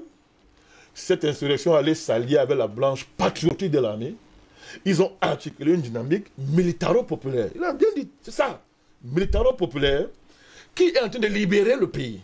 C'est ce qu'on est en train de voir au Mali. Et cette dynamique militaro-populaire déstabilise la déstabilisation, déstabilise complètement. Parce qu'ils ont amené quelque chose de très grave dans la sous-région. La France, l'Occident ne tolérera jamais ça aux autorités maliennes. C'est pour ça qu'elles sont obligées de continuer la révolution jusqu'au bout. Si les autorités maliennes reculent une seconde, on coupe la tête. On coupe la tête. Et elles le savent, hein. Amener la Russie en Afrique de l'Ouest. C'est-à-dire, l'Occident, la France, ils ne peuvent pas pardonner ça. Parce que tant que la Russie est présente en Afrique de l'Ouest, les Occidentaux le savent. La Russie ne va pas s'arrêter au Mali. Ne rêvez pas. Parce que Poutine ne parle pas. La Russie va, c'est-à-dire que, opposer à l'Occident la même dynamique régionale que celle-ci a développée. Sinon, c'est la Russie qui va perdre. Donc, ça va pas commencer encore, hein? Non, rien n'a commencé encore. Ce que vous voyez là, ça n'a même pas commencé encore. Les gens qui parlent au coup de temps me font rire. C'est une guerre géopolitique de haut niveau. Donc, les États, les classes politiques qui se bagarrent pour le pouvoir et qui sont les mieux organisés dans les sociétés qui les ont engendrées, vont se battre pour le pouvoir. Mais, sous l'arbitrage d'une guerre géopolitique entre l'Occident et la Russie. À l'heure actuelle, dans cette guerre géopolitique, l'Occident est dans une position désavantageuse, pas possible. C'est ça qui est notre chance. C'est ça qui est notre chance. La situation au Burkina aussi est complexe. Je le regarde. Son profil est défini. On peut avoir des profils comme ça, après changer. Il faut fermer la porte. L'histoire de l'Afrique subsaharienne est composée de présidents qui sont nés dans les cuisses de la France et qui ont changé. Ça peut arriver. Nous, on attend sur un dossier, nous, on le précise. Si les Belges Barkhane, ils ont déclaré officiellement la guerre. Si le président de Burkina Faso, je l'appelle président, non, même il a changé la constitution, il a remis la constitution, il a normalisé la situation. Non, ça ne me gêne pas. Si le chef de l'État burkinabé actuellement est Belge Barkhane, nous entrons en guerre contre lui. Moi, j'aime parler à mon nom. Hein. Moi, c'est pas être lâche. Moi, Bandakani, je vais entrer en guerre contre eux. Ils ne gagneront pas cette guerre. Moi, je sais quoi je compte.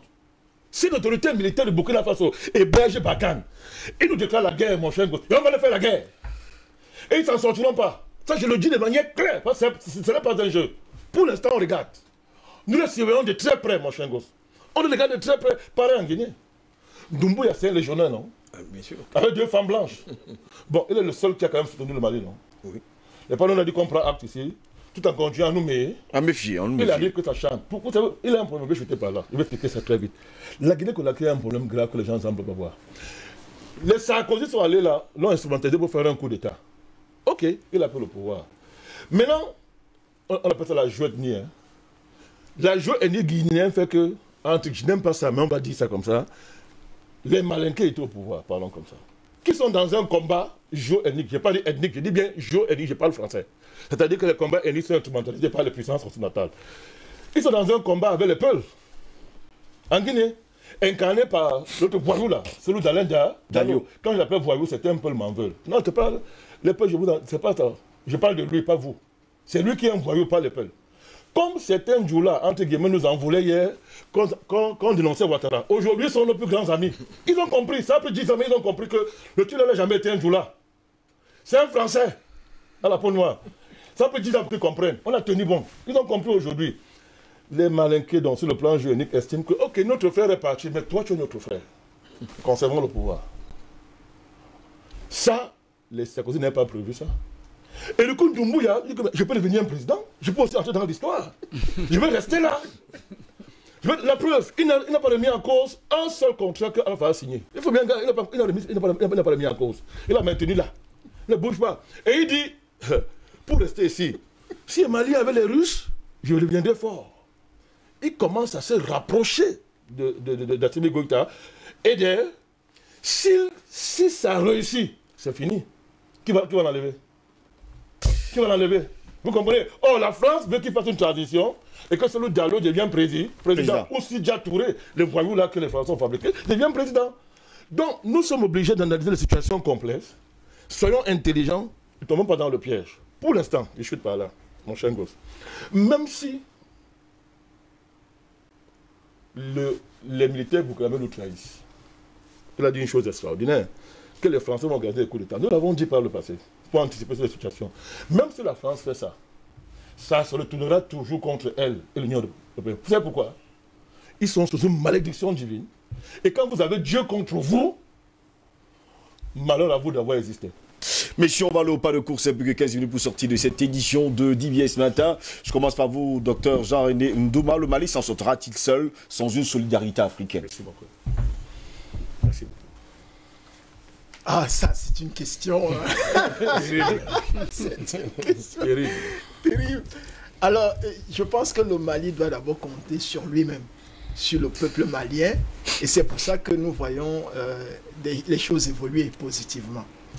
Je ne pense pas que le Mali puisse s'en sortir tout seul s'il est isolé. Mais je pense que la solidarité dont le Mali va bénéficier va dépendre des actes que les Maliens eux-mêmes posent.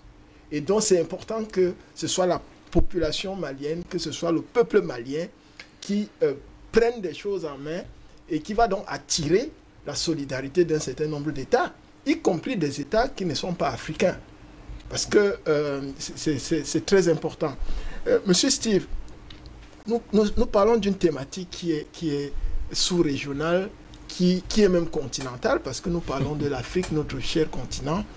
Et il est important, à la suite d'un certain nombre de choses que le président Madakani a si bien relevé, que je cite le célèbre, n'est-ce pas, Sankara. Thomas Sankara, qu'on a assassiné le 15 octobre 1987, a toujours été une icône, mais surtout pour la jeunesse africaine.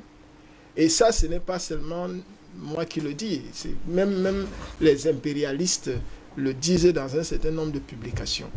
Donc, la dynamique qui est déclenchée au niveau des pays africains aujourd'hui, notamment au Mali, est une dynamique qui part d'abord de la force de la jeunesse. Et il faut que la jeunesse africaine prenne conscience du rôle qu'elle joue dans cette dynamique-là. Le déclenchement a été donné au niveau du Mali et les choses sont en train d'évoluer, mais nous observons avec beaucoup de méfiance parce que nous souhaitons que ça évolue de manière sincère. Parce que qu'est-ce que Thomas Sankara disait entre autres? L'une de ses citations, c'est par rapport aux militaires même. Il dit ceci: un militaire sans formation politique n'est qu'un criminel en puissance. Bravo. Un militaire sans formation politique n'est qu'un criminel en puissance.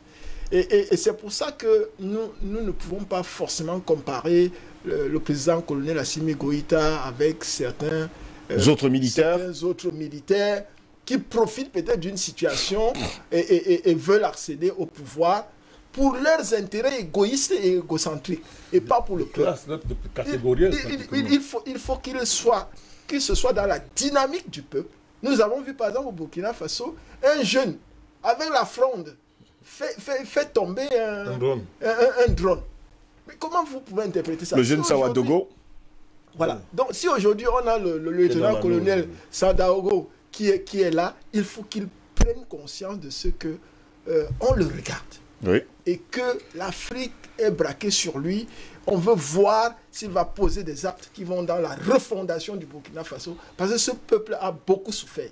Et il a tant souffert qu'il a donné la vie, entre autres, de Sankara. Ça, c'est la première chose. La deuxième chose, c'est de revenir au niveau de la pensée. Parce que, vous savez, les impérialistes ont toujours voulu penser pour nous. Ils pensent, ils décident, ils mettent en action, ils font... Et ils continuent de le faire. Vous voyez, quand le président Macron convoque les chefs d'État africains, il fait... New Deal. Qui aura lieu ce mois. Il a déjà pensé, il a déjà tout décrit, il y a l'agenda, il connaît même déjà les résultats et tout. Donc il les convoque pour les informer. Ça veut dire quoi? Ça veut dire qu'il déconnecte ces chefs d'État-là de la capacité à penser. Et ça, c'est très important. C'est pour ça que je voudrais, puisque vous me demandez de sortir, de rappeler une autre citation de Thomas Sankara, qui a été un grand homme et qui va le demeurer. Il dit, nous ne pouvons laisser à nos seuls ennemis d'hier et d'aujourd'hui le monopole de la pensée, de l'imagination et de la créativité. À quel moment cela? Il y a très longtemps. Et donc, la base de tout ce qui se fait, et le panafricanisme qui est porté par les gens comme le président Bandakani, c'est la pensée. Il faut pouvoir penser, faire des analyses profondes pour démanteler tous ces mécanismes criminels, satanistes, que les mondialistes et les impérialistes ont mis en place depuis très longtemps et pour lesquels ils restent très fidèles. Ils sont prêts à tout, et particulièrement aujourd'hui la France, pour redonner une certaine place, n'est-ce pas, à cette France-là qui a déjà échoué, qui est en train de se battre pour pouvoir récupérer ce qui est récupérable au niveau de cette région. Donc, ça, c'est pour dire que nous devons continuer de penser, oui. Nous devons réfléchir, parce que nous en avons la capacité, et il ne faut pas que les gens pensent pour nous et viennent mettre en place des choses qui sont là pour leurs intérêts, mais ils nous utilisent pour ça. Donc, pour sortir, définitivement, le président Bandakani l'a déjà dit, je vais le reprendre, il faut que ces différents États-là tendent la main à la Russie, à la Chine même, à la Corée du Nord, à la Turquie, à l'Algérie. Il faut tendre la... Parce que la première chose, c'est la sécurité. C'est la sécurité. Si vous ne pouvez pas sécuriser votre territoire, mais la France viendra toujours organiser des coups d'État factistes, faire tuer des gens, revenir, et puis rester à Paris et donner des ordres comme Le Drian le fait. Vous voyez la réaction de Marine Le Pen. Est-ce que si réellement la France voulait réagir par rapport à l'expulsion de l'ambassadeur français du Mali pour la France, ça devait être quoi? Diplomatiquement parlant, la France devait seulement expulser l'ambassadeur du Mali. Il n'y en a pas depuis au moins 2 ou 3 ans. Il n'y en a plus. Ah, il n'y en a plus. Ah, mais ça tombe même très bien. Merci, président. Ça tombe bien. Donc maintenant, on a rétabli l'équilibre. Mais si, comme le Marine Le Pen demande de renvoyer tous les Maliens, au Mali, mais qui va perdre? On ne peut pas. Donc ils essayent de renvoyer tous les Maliens au Mali. Ils vont suivre la décision qui va suivre celle que Marine Le Pen veut. Parce que quand on prend un certain nombre de décisions à ce niveau-là, on n'a pas souvent la capacité et la lucidité de pouvoir décliner toutes les incidences et surtout les impacts. Parce que vous décidez, mais vous ne savez pas jusqu'où ça peut aller. C'est comme une guerre. On sait quand elle commence. Mais on ne sait jamais quand ça se termine. Oui. Et on n'en connaît pas suffisamment les dégâts. Donc, il faut que nous restions sur la dynamique de ce que le président colonel malien Assimi Goïta et son gouvernement sont en train de faire. C'est un exemple. Je suis fier d'être africain quand je suis l'évolution des choses au Mali. Ouais. Je souhaite que ce soit la même chose au Burkina, en Guinée et dans les pays où on nous donne l'impression qu'il y a des coups d'État, mais des coups d'État qui doivent être des dynamiques populaires, parce que c'est de ça qu'il est question. Troisa l'a bien rappelé. Toutes les refondations qui ont eu lieu, toutes les révolutions qui ont eu lieu pour permettre à chaque pays de devenir suffisamment souverain et d'avoir le contrôle de son avenir, sont partis des hommes en tenue. Mais c'est des hommes en tenue spéciaux, parce qu'ils n'étaient pas que des militaires, ils étaient surtout des patriotes. Merci à vous, docteur Jean-René Douma. Omer, avec ce qui se passe justement du côté de l'Afrique de l'Ouest, est-ce la fin du syndicat des vigiles? Vous avez proclamé vous-même cette fin du syndicat des vigiles. Le syndicat des vigiles. En réalité, j'aurais bien voulu répondre à la question que vous avez posée à docteur Douma.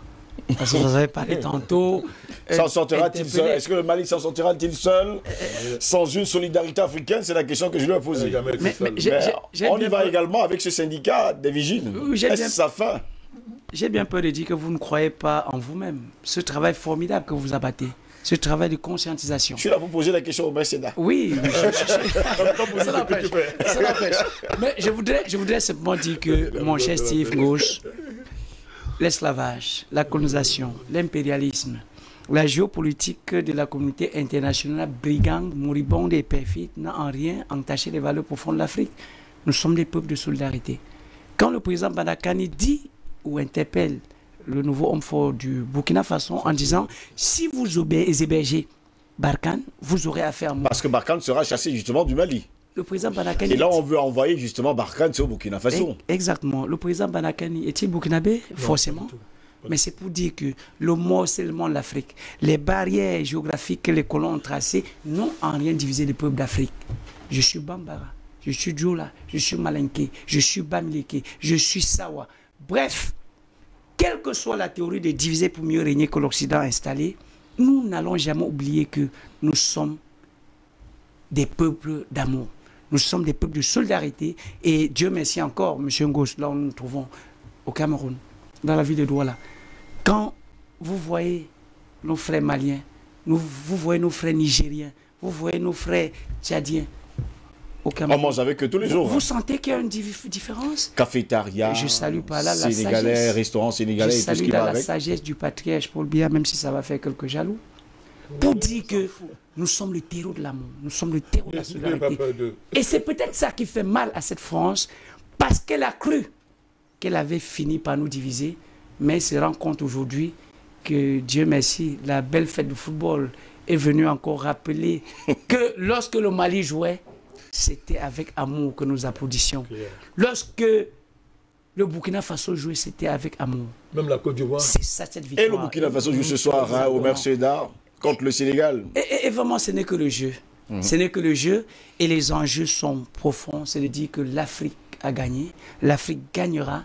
L'Afrique ne sera jamais divisée autant que les Occidentaux le pensent. Parce que la solidarité africaine, et je réponds en chutant simplement, l'Afrique va-t-elle se désolidariser du Mali? Non. Nous sommes Maliens. Nous sommes avec les Maliens. La preuve, si ce n'avait pas été le cas, vous vous cantonnerez sur des sujets qui concernent le Cameroun. Est-ce que le panafricanisme est cantonal? Non. Le panafricanisme est global. Dans une vision d'amour qui invite même ceux de l'autre côté qui ont échoué, qui encourage les hommes à aller avec les hommes, à comprendre que l'Afrique est la mère de l'humanité.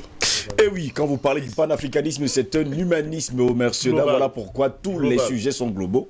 Et que nous posons d'ailleurs sur la table de chaque matin, sur le plateau de DBS Matin. Nous allons jusqu'en Occident, nous allons aux Amériques, nous allons même dans les îles comme la Nouvelle-Calédonie. Nous en avons parlé d'ailleurs ici, à comment comprendre que la France quitte justement la France pour aller jusqu'au côté de l'Australie. Pour continuer justement sa colonisation. Albert Natola, ici, je vous pose la question parce que apparemment Omer Sudan n'a pas voulu répondre à cette question. Avec ce qui se passe justement du côté de l'Afrique de l'Ouest, est-ce la fin du syndicat des vigiles? Non, disons que vous savez, tout à l'heure, comme j'ai commencé à dire des choses compliquées, je vais terminer par des choses compliquées. Je pense que la réponse est dans votre question. C'est-à-dire que... Je n'ai pas encore reçu de réponse, ma mission. La réponse dans la question.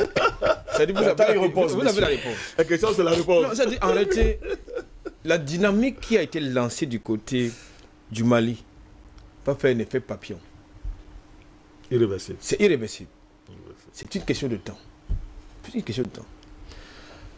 Parce que, comme j'ai l'habitude de le dire, il y a le 225 qui résiste, Albert. L'enjeu majeur, oui, c'est l'enterrement de la France-Afrique.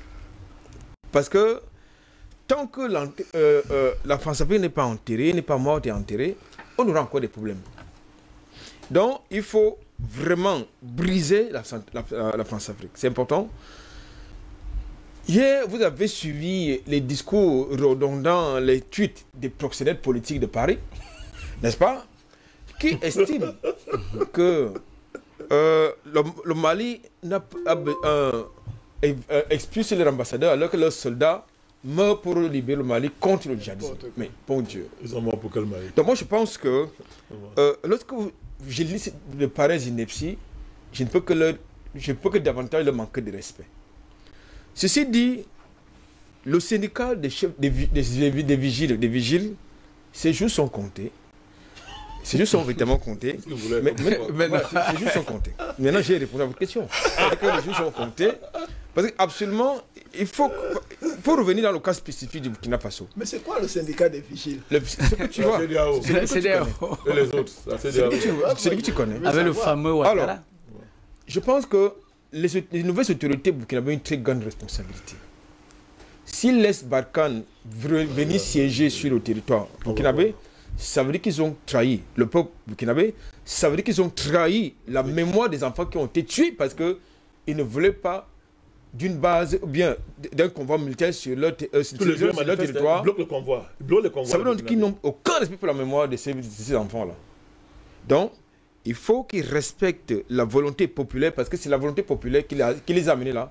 C'est-à-dire qu'ils ont récupéré la révolte populaire en organisant ce que j'appelle un coup de substitution parce que pour l'instant, je reste encore très sceptique quant à leur fidélité vis-à-vis du peuple burkinabé. Je reste encore très sceptique au regard des actes qu'ils posent. Parce que pour moi, le premier signal fort aurait consisté d'abord à ouvrir la frontière avec le Mali. Le Mali. Aujourd'hui, ce n'est pas encore fait. Pourquoi? Alors, la dernière chose, ils se sont par là. La dernière chose, ils sont par là. Steve Longos, on ne peut pas s'inscrire dans une dynamique de changement, de souverainisme, d'émancipation, sur le prisme des dynamiques imposées par d'autres, qui n'ont rien à voir avec nos réalités, qui n'ont rien à voir avec notre environnement, qui n'ont rien à voir avec nos aspirations. Donc, il faut qu'on cesse d'être des consommateurs des produits périmés qui viennent d'ailleurs. Je parle des produits à la fois alimentaires, des produits périmés qui sont d'ordre politique, parce qu'ils n'ont en vérité aucune leçon à nous donner, ces gens. Parce que quand vous les observez, j'ai envie de rejoindre quelqu'un sur le qui a l'habitude de dire qu'il faut les envoyer tous dans un asile psychiatrique. Merci à vous, Albert Anatola, ici d'avoir été là ce matin. Ça fait un plaisir. Président Barakani, merci à vous d'avoir été là ce matin. Mon frère Jocelyn, je suis optimiste. Vous savez pourquoi? Je suis très optimiste. Nous sommes tous optimistes. Non, ce n'est pas l'optimisme béat. Oui. Il est concret. Je donne rapidement 3 raisons pour ça. 1. Les peuples africains se sont remis debout. Vous savez pourquoi? Ils se trompent plus d'ennemis. C'est le plus important là. Vous voulez gagner une guerre, vous devez savoir qui est votre ennemi. 1. 2. Le choc géopolitique. Soyez calme. Tant que les Russes, le plus dur était de faire venir ici sur le continent une puissance qui s'installe en opposition à l'Occident. C'était le plus dur sur le plan géopolitique. On a réussi. Le 3e, alors, le grand le plus important, Dieu. Le vrai Dieu, Dieu. La conjugaison de ces 3 facteurs rend les processus irréversibles et nous donne l'assurance que les syndicats des vigiles seront balayés, mon cher gosse. Et je réitère ce que j'ai dit au président burkinabé. L'appel président, il prend ça sur moi. Si les berges Bakan, moi Barakani, pour ne pas vous engager, j'entrerai en guerre contre lui, il ne gagnera pas cette guerre. Qu'il se le tienne pour dire. Et moi, je le dis à mon deux visions. Vous nous avez déjà engagé là-dedans. Non, c'est moi. Non, c'est moi. Je ne sais pas, non. C'est moi, Barakani, quand vous l'êtes tranquille. C'est moi, vous savez. Ceux qui font le mal, mais à cause de ceux qui regardent sans rien faire. Ah oui. Et vous qui êtes à la maison, que faites-vous? Bonne journée à toutes et à tous. Et à demain, s'il plaît à Dieu. Au revoir.